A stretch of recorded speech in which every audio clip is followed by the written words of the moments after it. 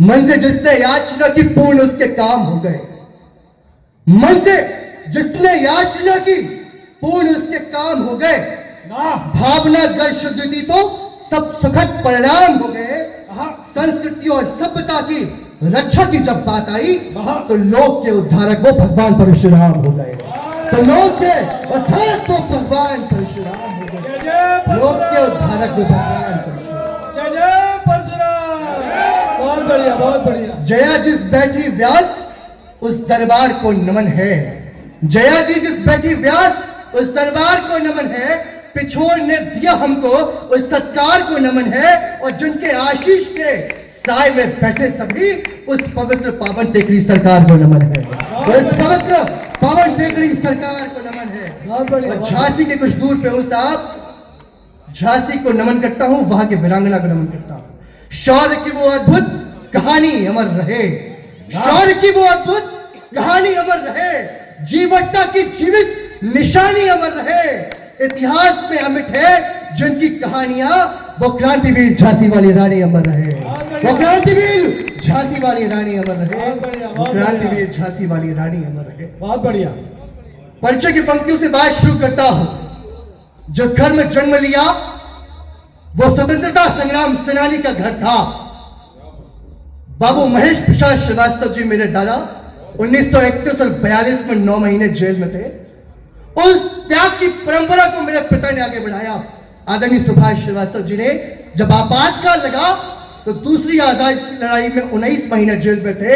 लोकतंत्र को बचाने के लिए मीसा में श्री सुभाष श्रीवास्तव जी, मैं उस घर में जन्म लिया। तो आप बौद्धिक लोग को पंक्ति निवेदन करता हूं परिचय।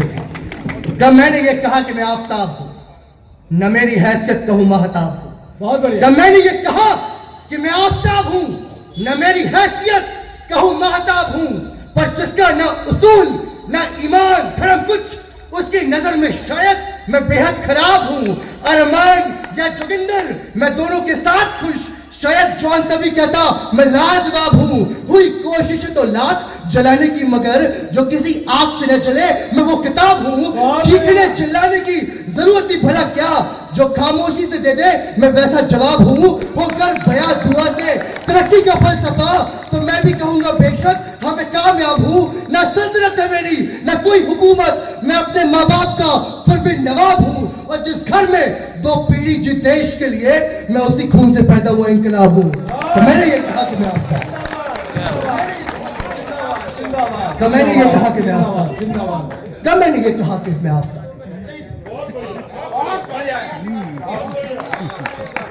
साहब तजुर्बा है बहुत थोड़ा पर इतनी बात जानी है, जिए औरों की खातिर तो संवरती जिंदगानी है। तजुर्बा है बहुत थोड़ा पर इतनी बात जानी है, जिए औरों की खातिर तो संवरती जिंदगानी है तय हर शख्स को मरना जन्मा इस धरा पर जो, पर मरे जो देश के खातिर अमर वही जवानी है। शिवा तात्या राणा और जफर से वीरों की कहानी आने वाले नस्लों को हमको सुनानी है। मिली खुददारी विरासत पे इसे महफूज है रखना, जागीर अपने पुरखों की ये बेहद पुरानी है। अहिंसा के पुजारी हम मगर कमजोर नहीं है, पड़ोसी मुल्क को सलीके से ये बातें बतानी है। बदले दौर की आधुनिक आंधी के आगे आज विलोपित हुई दादी नानी और उनकी कहानी है। और उसूलों से समझौता न सीखा कभी करना, आई मेरे तक जो ये वो औरत खानदानी है। तजुर्बा है बहुत थोड़ा पर तजुर्बा है बहुत थोड़ा पर जिंदाबाद। तजुर्बा है बहुत थोड़ा। 1857 मंगल पांडे, तात्या टोपे, बहादुर शाह जफर, लक्ष्मीबाई से लेके चाफेकर बंधु, शहीद आजम भगत सिंह, चंद्रशेखर आजाद, लालपाल पाल, सुखदेव, राजगुरु, बटकेश्वर दत्त, हेमू कलानी, अशफाकुल्ला खां, रामप्रसाद बसपल से लेकर जितने बलिदानी हुए उनकी शहादत को 4 पंक्तियों में सलाम करता हूं कि हो गए अमर तुम मर के भी याद रहोगे, जब तक जहां रहेगा तुम आबाद रहोगे। हो गए अमर तुम मर के भी याद रहोगे, जब तक जहां रहेगा तुम आबाद रहोगे। इस मुल्क की हिफाजत में शहीद होने वाले तुम जिंदा से जिंदा हो जिंदाबाद रहोगे। इस मुल्क की हिफाजत में, इस मुल्क की हिफाजत में शहीद होने वाले तुम जिंदा से जिंदा हो जिंदाबाद रहोगे। इस मुल्क की हिफाजत में शहीद होने वाले तुम जिंदा थे जिंदा हो जिंदाबाद। बहुत बढ़िया साहब रीवा का पानी निसंदेह वो जिस भूमि से आता हूँ वो ठाकुर रणमल सिंह की शहादत स्थली है। जिस भूमि से आता हूँ वो लाल पद्मनर सिंह की शहादत स्थली है। जिस भूमि से आता हूँ वो रणजीत राय दीक्षित की शहादत स्थली है। जिस रीवा से आता हूँ वो श्याम शाह की शहादत स्थली है। तब मैं क्या पंक्ति निवेदित करता हूँ, आप सब बौद्धिक लोगों को सौंपता हूँ। कोई नहीं कह सकता कि मैं प्यार लिखता हूँ। हाँ, मैं खुल के कहता हूँ अंगार लिखता हूँ। मैं जहां जन्मा और पला जिस भारत मां की गोद, मैं उस भारत माता से मिला दुलार लिखता हूँ। मुझे आता नहीं लिखना दिवाली के पटाखों पर जो मनता मुफलिसी में वो त्योहार लिखता हूँ।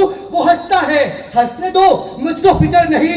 मैं शेर शहीदों पे हर बार लिखता हूँ और जिन शहीदों ने मिटा दी अपनी जान देश पर, अपनी कलम से उनको मैं आभार लिखता हूँ। हाँ, मैं तुमसे कहता हूँ बहुत बढ़िया, जिंदाबाद जिंदाबाद कहता हूँ जिंदाबाद जिंदाबाद। मातृशक्ति जय। एक बेटी ने इस काव्य पाठ की शुरुआत की थी कवि सम्मेलन की। उस बेटिया को सलाम करता हूँ। दो कवित्री यहाँ बैठी है और जितने मातृशक्ति सुन रही है आप सबको सौंपता हूँ इधर से कि नारी शक्ति को करें प्रणाम बार बार, कायम किया अपना मुकाम बार बार।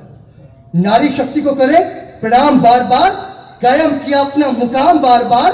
कल्पना या साक्षी, सिंधु या अवनी, इतिहास रचने पड़े नाम बार बार। बेखौफ सड़कों पर वो निकल सके, मिले महफूज उनको हर शाम बार बार। सिर्फ महिला दिवस पर न हम सदर लिखे उन पर कलाम बार बार। और भाई की पढ़ाई को जिसने बेचा जेवर, कलाम की उस बाजी को सलाम बार बार। भाई की पढ़ाई को जिसने बेचा जेवर, कलाम की उस बाजी को सलाम बार बार। भाई की पढ़ाई को जिंदाबाद जिंदाबाद। आभार। कलाम की उस बाजी को सलाम बार बार। साहब, एक समय था हिंदुस्तान का जब कोई महापुरुष खत्म होता था, शहीद होता था, तो उनकी शव यात्रा में लाखों लोग का हुजूम उमड़ पड़ता था। आज एक भारत की अभिनेत्री के विदेश में मृत्यु होती है। जब शव भारत आता है उसको देखने के लिए लोग ऐसे तरसते हैं मानो कोई वीरांगना हो।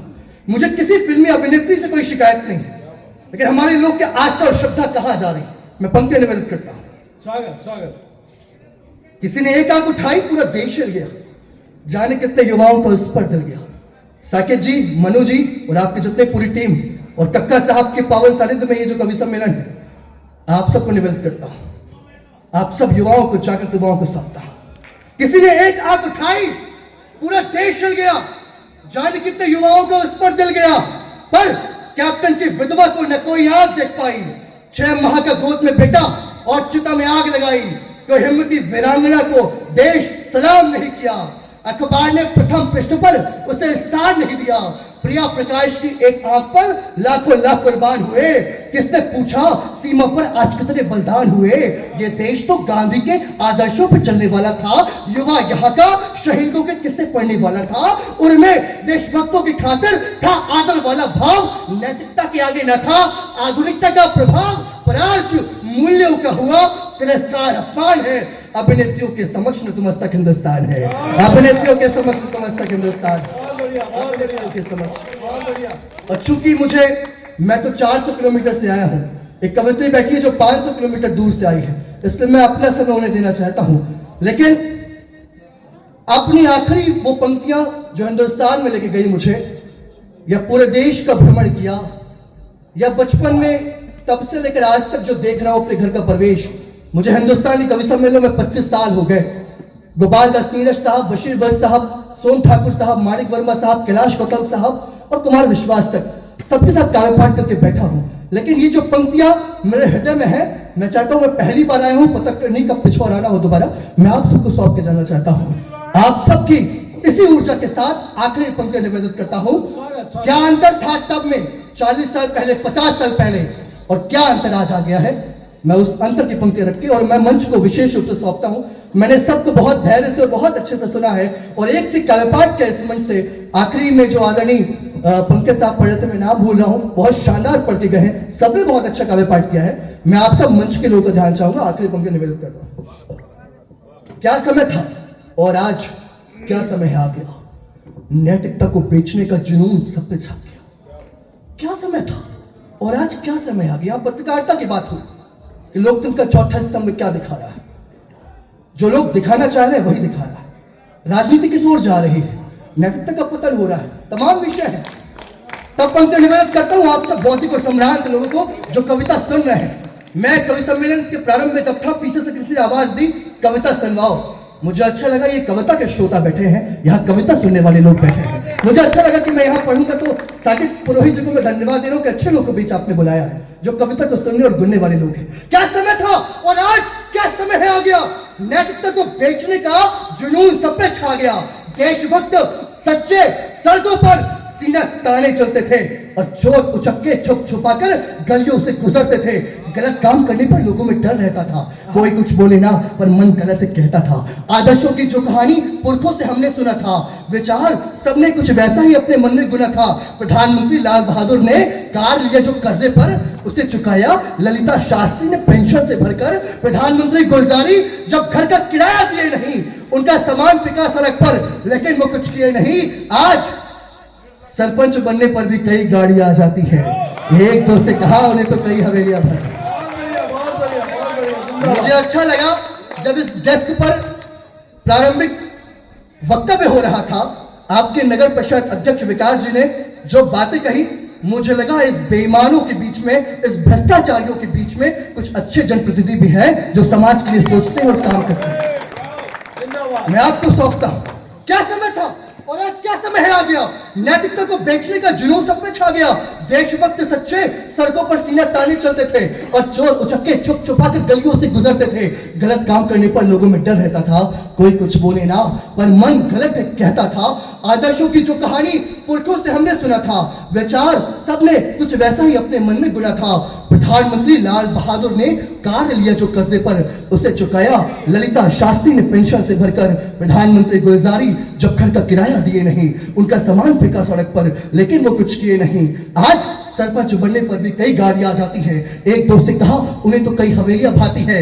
ए राजा विजय माल्या, सुशील, नीरव या कलमानी, जिसने जितना पैसा खाया वो सबसे बड़ा खिलाड़ी। साहब राष्ट्र प्रेम की बात करना बेईमानी लगता है, घोटाले करने वालों में कोई तो हिंदुस्तानी लगता है। भूखे पेट की बात आज भरा पेट वाला करता है। वतन के लिए कौन है जीता है कौन मरता है। जेल में रहने वाले भी निकल सियासतदार हो गए और फिर समाज सेवा करके समाज के कर्णधार हो गए। व्यथित मन तब सोचता है ये देश किधर जाएगा। शहीदों का देखा सपना क्या कभी पूर्ण हो पाएगा। जहां पूजा ईमान की हो वो जहां लौटा दे कोई। भगत आजाद बोला फिर हिंदुस्तान लौटा दे कोई। भगत आजाद बोला फिर हिंदुस्तान लौटा दे कोई। भगत आजाद बोला फिर हिंदुस्तान लौटा दे कोई। हिंदुस्तान लौटा दे कोई। हिंदुस्तान। जय हिंद, जय हिंदुस्तान।